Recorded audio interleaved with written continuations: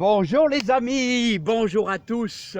Ah bah les amis, je suis super content, Le jardinier est toujours heureux quand il reçoit quoi? Eh ben son fumier. Eh ouais, son fumier pour l'année prochaine. Hein, c'est super. Alors, qu'est-ce que vous apporte le fumier? Alors, c'est pas le meilleur. Non, c'est pas le meilleur. Si.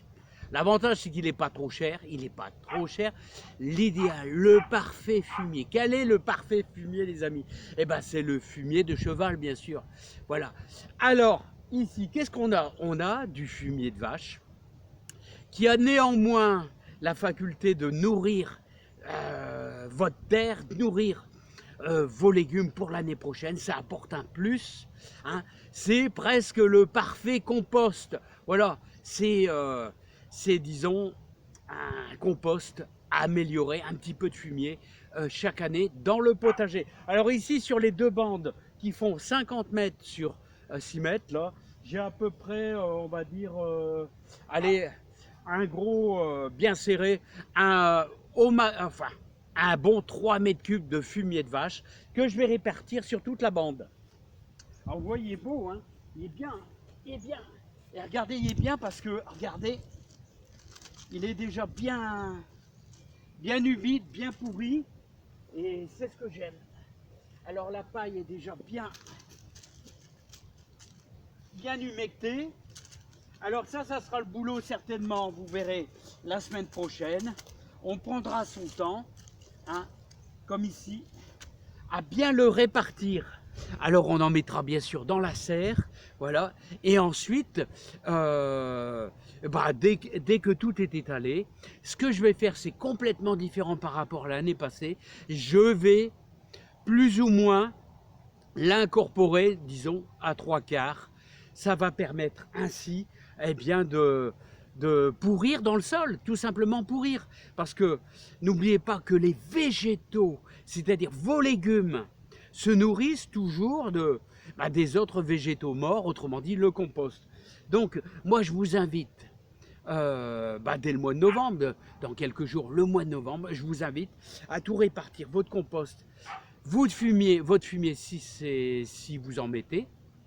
Ça n'est pas une obligation, mais sachez que si vous voulez de la réussite, quelques sacs de fumier de cheval, si vous avez un petit potager, pourquoi pas aller chercher un bon sac de fumier de cheval qui va servir à alimenter aussi bien vos fraisiers, vos céleris, les céleris, vous pourrez avoir de la grosse boule, avoir du beau poireau, il faut un petit peu de fumier, ouais, ça...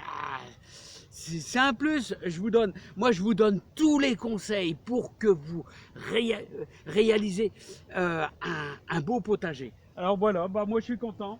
Alors vous voyez, je remercie mon ami Damien et son fils qui m'a apporté ce fumier. Voilà, fumier de vache, regardez comment il est beau. Hein. Il est beau, il est bien noir. Il est bien noir et ça c'est très très bien. Alors vous voyez, il m'a balayé moitié d'un côté, moitié de l'autre, ce qui est super. Voilà, super bien. Et on va étaler tout ça tranquillement, hein, pour sur les bandes de jardin, là, comme ici, là, hop là. Vous voyez, il y a tout ça à faire là-bas, hein. Et on ira jusque là-bas dans la serre ensemble. Voilà. Donc, quelle quantité, les amis? Alors, les amis, j'ai pas vraiment de notion de quantité de fumier. Vous voyez que je vais d'abord commencer. En gros, vous devez, comment je pourrais dire? Moi, je fais comme ça. Hein. Je prends un peu de fumier et vous essayez de mettre des petits morceaux à droite à gauche. Vous voyez? Vous essayez de mettre des petits morceaux à droite à gauche comme ici. L'essentiel, c'est qu'il n'y en ait pas beaucoup. Il faut simplement répartir. Vous voyez? Il faut simplement répartir Donc je sais pas, c'est pas, vous voyez, vous répartissez comme ça tout simplement, hein.